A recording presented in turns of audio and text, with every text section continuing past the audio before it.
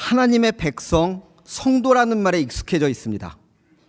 그리스도인 하나님의 백성, 성도라는 말은 표현은 다 달라도 결국 하나님께 구원을 받은 사람들을 말합니다. 그러면 여기서 우리가 하나 짚고 넘어가야 할 것이 있습니다.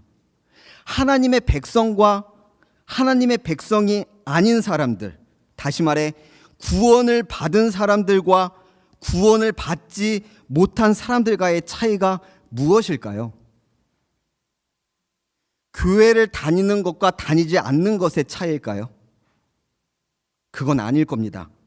교회에 오는 행동은 구원받지 않았다고 하더라도 우리가 얼마든지 볼 수 있습니다. 그러면 원수를 사랑하고 착한 일을 하는 것일까요? 이것도 아니죠. 하나님을 믿지 않지만 인류를 사랑하며 다른 사람들을 위하여 일생을 바치는 사람들은 얼마든지 있습니다. 하지만 성경은 그들에게 구원을 약속하지 않았습니다. 성경은 구원받은 사람들을 여러 방식으로 표현합니다. 예수 그리스도를 주인으로 모신 사람, 하나님의 지배를 받는 사람, 거듭난, 다시 말해 다시 태어난 사람, 회심한, 다시 말해 마음이 180도 바뀐 사람. 근데 이런 표현들은 주로 다른 사람들이 구원받은 사람들을 바라봤을 때 내리는 경우가 상당히 많이 있습니다. 저 사람은 예수를 믿더니 마음이 180도 바뀌었어. 저 사람은 완전히 다시 태어난 사람 같아. 저 사람은 하나님의 지배를 받는 것 같아. 저 사람은 정말 예수를 주인으로 모신 예수님의 종 같아.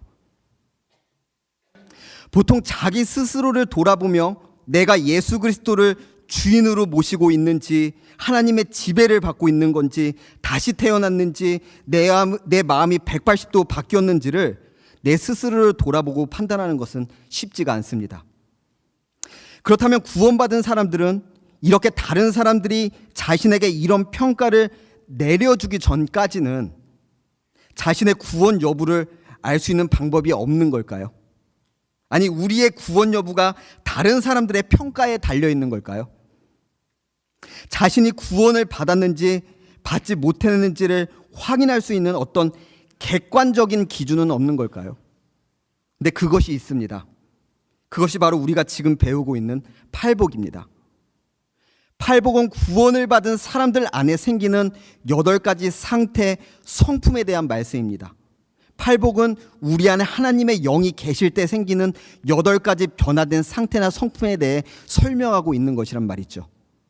오늘은 그 중에서도 긍휼, 다시 말해 불쌍히 여김 받는 것에 대해서 다루고자 합니다. 오늘 본문은 한 절밖에 되지 않지만 마태복음에서 이 긍휼과 관련해서 설명하는 비유가 있습니다. 이 비유를 통해서 우리는 먼저 긍휼에 대해서 알아보고자 합니다.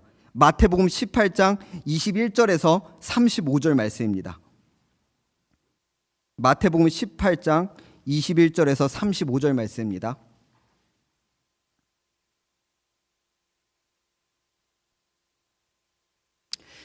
네, 다 함께 교독하시겠습니다.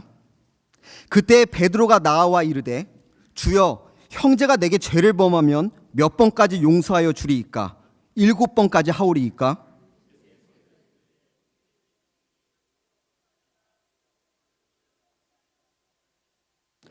그러므로 천국은 그 종들과 결산하려 하던 어떤 임금과 같으니 갚을 것이 없는지라 주인이 명하여 그 몸과 아내와 자식들과 모든 소유를 다 팔아 갚게 하라 하니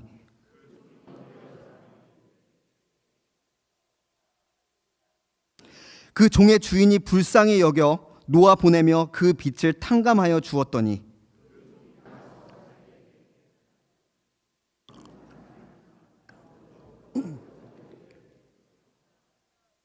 그 동료가 엎드려 간구하여 이르되 나에게 참아 주소서, 갚으리이다 하되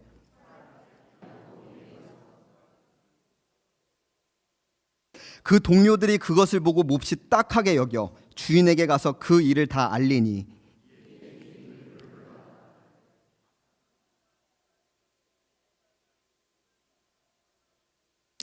내가 너를 불쌍히 여김과 같이 너도 내 동료를 불쌍히 여김이 마땅하지 아니하냐 하고.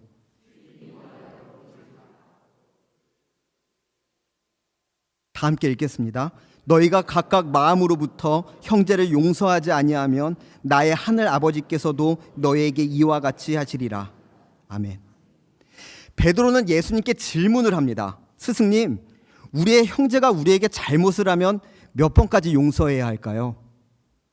베드로는 그 당시 유대 랍비들, 유대의 선생님들이 보통 3번까지는 용서하라는 말을 기억하고 통 크게 7번을 얘기를 하죠. 유대인에게 이 7이라는 숫자는 하나님께서 창조를 완성하시고 안식하신 날의 수이기 때문에 완벽한 숫자라고 생각했습니다. 근데 예수님은 7번이 아니라 70번씩 7번이라도 용서해야 한다고 말씀하십니다. 70번을 7번에서 490번을 용서해야 한다는 말이 아니라 완벽한 숫자 7에 10배를 한 것을 다시 완벽한 숫자 7만큼 용서하라는 이 말씀은 제한을 두지 말고 계속 용서해야 한다는 의미죠. 그리고 그렇게 해야 하는 이유에 대하여 하나님 나라에 사는 사람들에게, 다시 말해 하나님께 지배받은 백성들에게 비유를 사용하셔서 가르치고 계신 것입니다. 그래서 23절에서 천국을 언급하며 이 비유가 시작되는 것이죠. 어떤 왕과 그의 신하인 종이 있었습니다. 이 당시의 문화를 감안했을 때 이 종은 왕으로부터 어떤 지역을 받아서 관리하고 세금을 걷고 그 세금을 왕께 바치는 역할을 했던 지방의 총독과 같은 사람이었을 것입니다. 성경에 등장하는 대표적인 인물로는 이스라엘의 총독이었던 본디오 빌라도가 있습니다. 본디오 빌라도는 남유다 지역을 통치하기 위해서 로마 제국에서 파견한 로마 총독이었죠. 우리나라 같은 경우에도 일제시대 때 조선 총독부가 있었습니다. 일본에서 조선을 다스리라고 파견한 총독이 있던 곳이죠. 왕, 다시 말해 제국의 황제는 이런 총독들을 보통 종이라고 부르곤 했습니다. 각 지역에 파견된 총독들은 비용을 결산하는 날에 자신이 맡은 지역의 인구수에 따라 그리고 경제 수준에 따라 어떤 정해진 금액을 제국의 황제에게 세금으로 바쳐야 했습니다. 근데 그 비용이 1만 달란트라고 합니다. 아마 예수님의 이 이야기를 듣고 있던 제자들과 무리들은 모두 피식하고 웃었을 것입니다. 말도 안 되는 이야기라고 생각했을 것입니다. 너무나 허황되게 큰 비용이었기 때문입니다. 1달란트는 6천 데나리온에 해당하는 비용이었습니다. 1데나리온은 유대 노동자의 하루 일당이었죠. 지금 우리나라의 시세와 2000년 전 이스라엘의 시세와는 전혀 맞지가 않겠지만 이런 화폐 단위가 어느 정도의 금액인지 우리가 현실적으로 체감하기 위해서 제가 예를 들어 간단하게 계산을 한번 해보겠습니다. 하루 일당을 간단하게 5만 원으로 잡겠습니다. 그러면 1데나리온은 5만 원입니다. 근데 1달란트는 6천 데나리온이라고 되어 있죠. 그러면 1달란트는 5만 원 곱하기 6천 원을 해야 됩니다. 6천을 해야 합니다. 하루 일당을 5만 원으로 가정했을 때 1달란트는 3억 원에 해당하죠. 근데 빚진 돈이 1만 달란트라고 합니다. 3억 원에 1만을 곱해야 하죠. 그러면 1만 달란트는 3조 원에 해당하는 금액입니다. 우리식으로 계산을 하면 왕께 바쳐야 할 돈이 3조 원이었다는 말입니다. 일당을 5만 원으로 가정했을 때의 얘기입니다. 이 당시에 이스라엘이 경제적으로 가장 번성했던 시기가 바로 예수님이 태어나실 때쯤인 헤롯 대왕이 있었던 시대였습니다.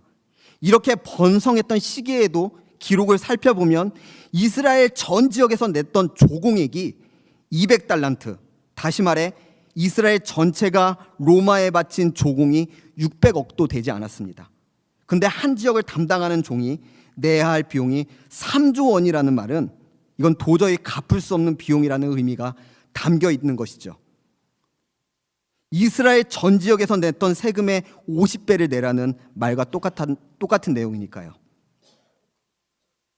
3조 원이라고 하니까 감이 잘 안 오시는 것 같은데 3조 원이라고 하는 금액은 1억이 3만 개 있다는 것입니다. 우리는 그 1억도 보기 힘든데 그게 3만 개가 있는 것입니다. 이렇게 마땅히 내야 할 돈을 내지 못할 때, 다르게 표현하면 갚아야 되는 빚을 갚지 못할 때는 자신의 소유를 모두 다 빼앗겼고 자신의 가족들은 노예로 팔리게 됐습니다. 그래서 이종은 왕께 사정사정을 한 것입니다. 근데 기적과 같은 일이 벌어지죠. 왕이 3조 원에 해당하는 비용을 탕감해 주신 것입니다. 여러분은 빚을 져본 적이 있으십니까? 다 조금씩은 있으시겠죠? 저는 대학교에 막 입학했을 때 영어 교재를 엄청난 비용을 주고 카드 할부로 샀던 기억이 있습니다. 총 금액이 200만 원에서 300만 원 정도 됐던 것 같은데, 막 입학했던 새내기를 대상으로 대학교 내에서 저처럼 어슬렁거리던 학생한테 다가와서 영어 실력을 키우기 위해서는 이 정도는 투자해야 한다고 덥석 그 말을 듣고 구매를 해버렸죠. 매달 정해진 용돈은 한정되어 있는데 비싼 카드 할부 수수료까지 포함해서 10만 원 가까이 매달 빠져나갔습니다. 전화해도 취소가 안 된다고 하고 나중에는 통화 연결이 안 됐습니다. 지금 생각해도 치가 떨리는데 결국 전 토요일과 방학 때 그 돈을 갚기 위해 노가다를 전전할 수밖에 없었습니다. 그 매달 은행에서 돈이 빠져나가는 날이 가까워지면은 은행 잔고를 확인해야 됐고, 오늘 카드 결제 비용이 얼마인지를 확인해야 됐고, 때론 학기 초에 많은 교재를 구매했기 때문에 돈이 없을 때에는 카드사로부터 전화가 왔습니다. 신한 카드 이렇게 써있죠. 그리고 고객님, 얼마가 체납되어 있습니다. 언제까지 갚지 못하면 이자가 붙어서 얼마를 내셔야 합니다. 정말 엄청난 스트레스였습니다. 그래서 저는 빚지는 것을 정말 싫어합니다. 나중에 이런 사실을 알게 된 아버지께 엄청나게 혼난 후에 용돈을 올려주셔서 겨우 다 갚을 수 있었습니다. 물론 영어 공부는 안 했죠. 더 안타까운 것은 그 당시는 IMF 시대였기 때문에 아버지는 일을 안 하고 있었던 그런 시절이었는데 말이죠. 그때부터 저는 트라우마 비스무리한 것이 생겨서 한동안 할부는 절대 안 했습니다. 차라리 돈을 모아서 일시불로 사든지, 그게 부담된다고 생각하면 아예 사질 않았습니다. 뭐 요즘엔 괜찮아졌는지 다시 할부를 하기 시작했지만요. 빚을 지게 되면 돈을 쓸 때마다 혹은 뭔가를 사고 싶어하는 것이 생길 때마다 그 빚이 계속 떠오르게 됩니다. 근데 그 비용이 한번 3조 원이라고 한번 생각을 해보십시오. 보통 사람은 그 3억도 만져보기 힘들 텐데 3조 원이 빚입니다.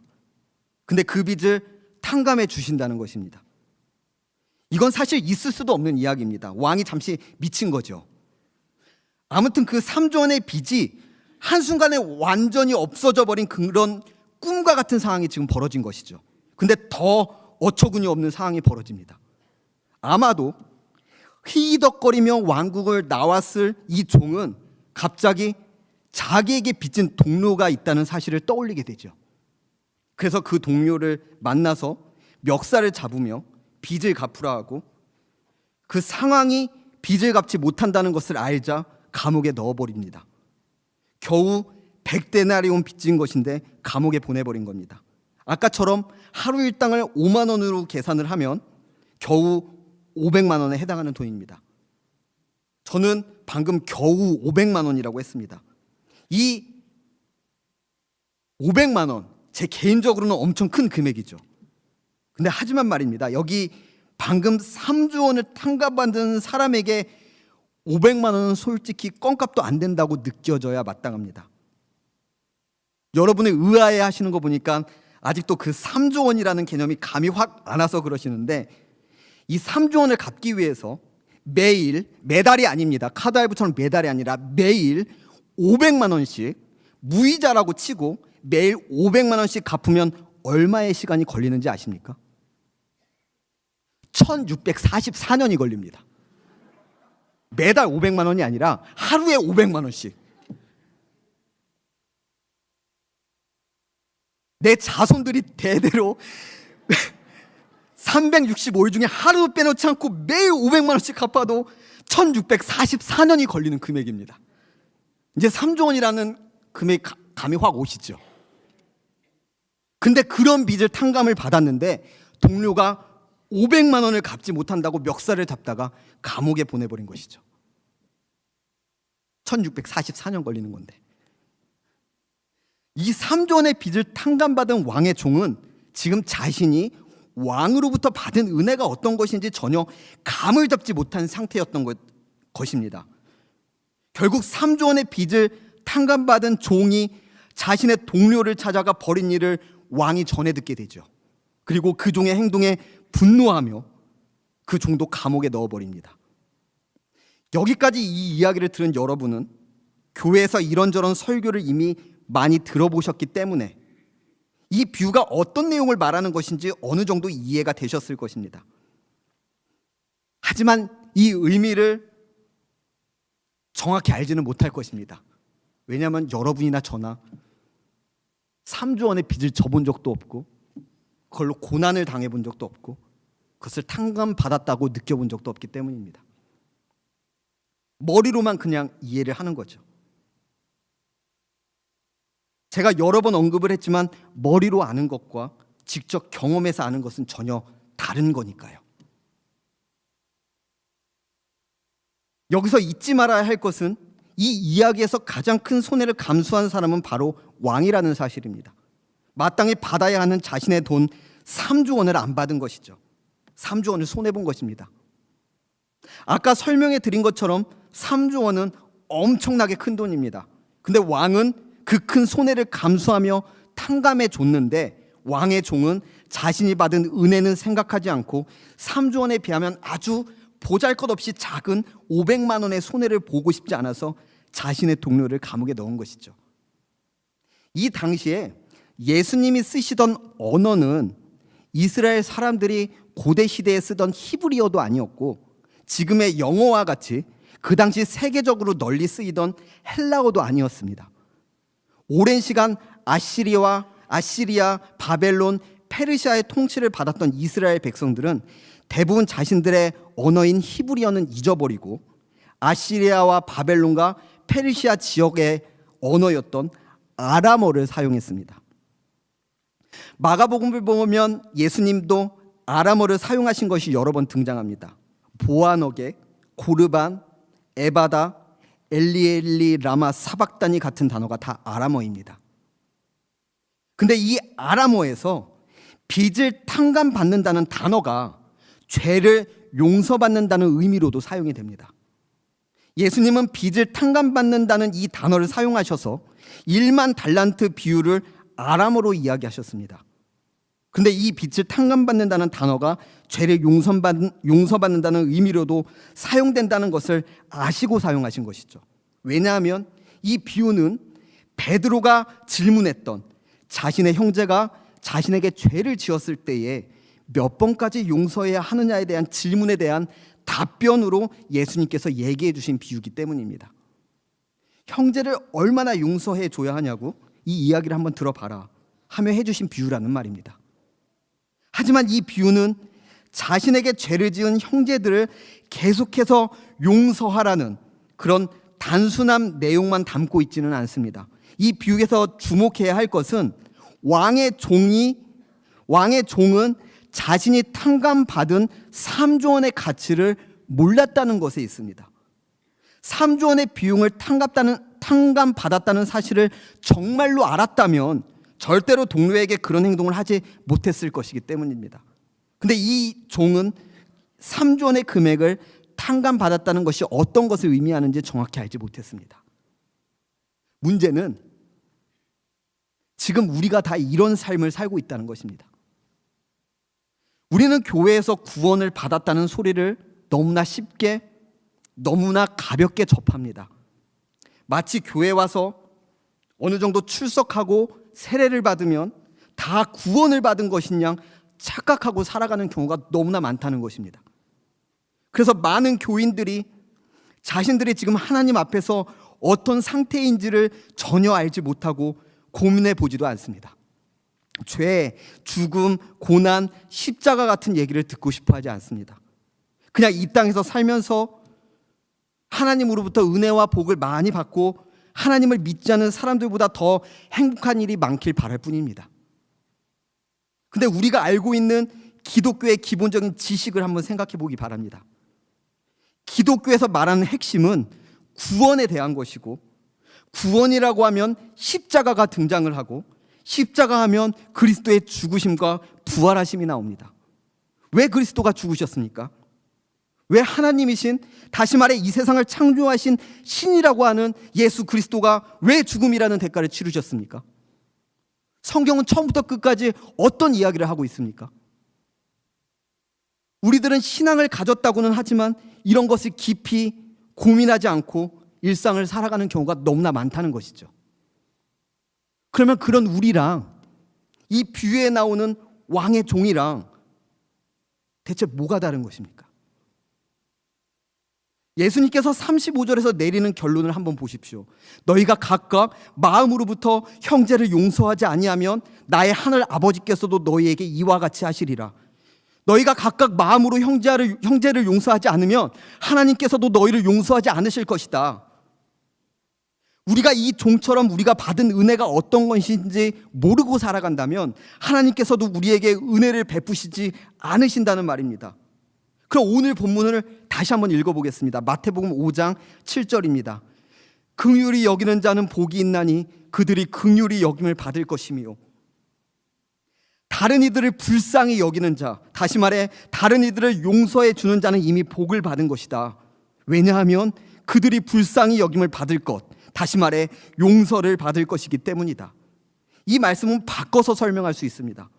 하나님의 백성들은 여호와 하나님께 긍휼히 여김, 불쌍히 여김, 죄 용서를 받았기 때문에 그런 은혜를 경험한 하나님의 백성들은 다른 사람들을 긍휼히 여기고 불쌍히 여기고 용서하게 될 것이라는 말씀이라는 뜻입니다. 그래서 70번에 7번이라도 용서하라고 말씀하신 것입니다. 아니, 더 정확하게 표현하면 70번에 7번이라도 용서하는 것이 마땅하다는 말입니다. 왜냐하면 우리는 그보다 비교도 안 되는 엄청나게 큰 죄를 용서받은 사람들이기 때문입니다. 용서라는 행위에 초점이 맞춰져서는 안 되고 용서받은 은혜에 초점이 맞춰져야 합니다. 그리고 그런 은혜를 받은 우리는 이 땅에서 어떤 태도를 갖고 살아가야 하는지를 말하고 있는 본문이라는 말이죠. 오늘 비유가 바로 그것을 설명하고 있는 것입니다. 하나님으로부터 진짜 용서를 경험한 하나님의 백성에게는 하나님의 은혜가 그 중심에 새겨지게 되어 있습니다. 물론 죄인이기 때문에 늘 그렇게 살아가지는 못하지만 우리 안에 계신 성령 하나님께서 끊임없이 우리의 죄를 끊임없이 매일같이 깨닫게 하시죠. 우리의 모든 신앙은 바로 여기에서 시작되기 때문입니다. 우리는 모두 죽을 죄인입니다. 우리는 모두 갚지 못할 빚을 진 자들입니다. 그 어떤 누구도 예외가 되지 않습니다. 말씀 묵상과 기도와 예배와 금식과 심지어 다른 일을 돕는 구제 사역을 한다고 할지라도 교회에서 신앙생활을 하고 사역으로 섬기는 그 밑바닥에는 우리가 죄인이라는 의미가 깔려 있어야 한다는 것입니다. 우리가 죄인이기 때문에 하나님의 뜻을 알기 위해 말씀을 묵상하고, 우리가 죄인이기 때문에 하나님의 마음을 조금이라도 헤아리기 위해서 기도를 드리는 것이고, 우리의 죄된 자아를 죽이기 위해서 하나님께 예배를 드리는 훈련을 하는 것이고, 그럼에도 불구하고 이 자아가 통제가 안 되기 때문에 금식하며 회개하는 것이고, 하나님께서 자신의 죄 때문에 염치 없어 하는 우리에게 다른 가난하고 불쌍한 자들을 돌보라고 명령하셨기 때문에 감사하며 구제하고 봉사를 하는 것이란 말입니다. 우리의 모든 신앙생활은 우리가 모두 죄인이라는 사실에서 출발하게 되는 것입니다. 그리고 우리가 또 하나 기억해야 할 것이 있습니다.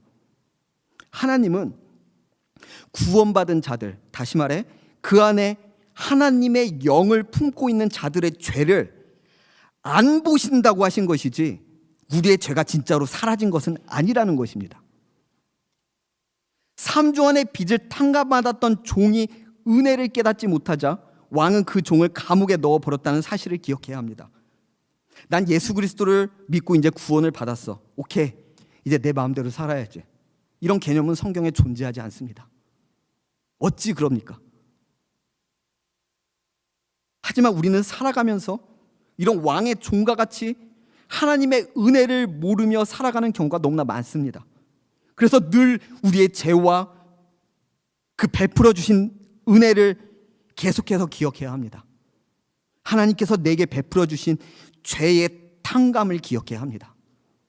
근데 이것은 인간의 의지로 되는 것이 아닙니다. 하나님께서 선택하신 백성에게만 벌어지는, 더 정확히 말하면 우리 안에 성령 하나님께서 들어오셨을 때에만 벌어지는 일들입니다. 우리가 할 수 있는 것이라고는 내 안에 살아계신 성령님께서 들어오셨다면 날 적극적으로 지배하실 수 있도록 말씀과 기도로 자신의 뜻을 죽이는 훈련을 하며 하나님의 은혜를 구하는 방법밖에 없고, 아직 성령 하나님이 내 안에 들어오지 않으셨다면 주님 내 안에 들어오셔서 나의 주님이 되어 주십시오. 주님께 기도하는 수밖에 없는 것이죠. 우리 남북의 성도님들은 3조 원의 빚을 탕감받은 사실을 잊지 않고 살아가는, 아니 그런 사실을 잊고 살아가는 그 종이 아니라 늘 우리 안에 가득한 이 죄악과 그런 우리들에게 베풀어 주신 하나님의 크나큰 은혜를 기억하여 하나님 앞에서 점점 거룩하게 변해가는 그런 하나님의 거룩한 백성이 되셨으면 좋겠습니다. 하나님께서는 우리를 살리기 위해서 3조 원이 아니라 자신의 목숨을 버리셨습니다. 기도하겠습니다.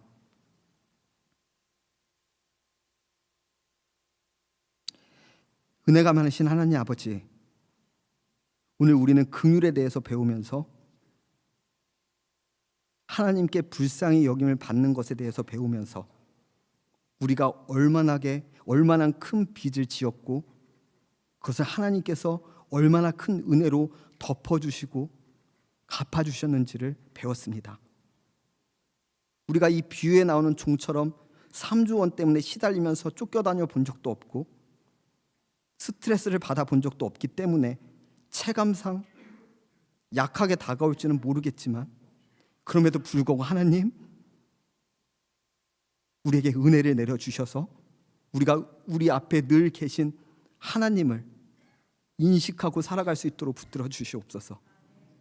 그리하여 누구를 불쌍히 여기느니 누구를 돕는다느니 이런 말을 하는 것이 아니라 마땅히 은혜를 받은 우리가, 용서를 받은 우리가, 탕감을 받은 우리가 당연히 해야 할 일로 주님께 나아가는 자들이 될 수 있도록 은혜를 베풀어 주시옵소서. 그때 우리는 긍휼에 대해서 온전히 알게 될 것이고, 이것을 알게 된 자를 하나님은 복이 있다고 말씀하셨습니다. 하나님, 주의 그 불쌍히 여김을 우리가 온전히 배워서 아주 조금이라도 그 불쌍히 여김을 다른 사람들한테 행하는 자가 될 수 있도록 은혜로 함께하여 주시옵소서. 감사드리며 살아계신 예수 그리스도의 이름으로 기도드립니다. 아멘.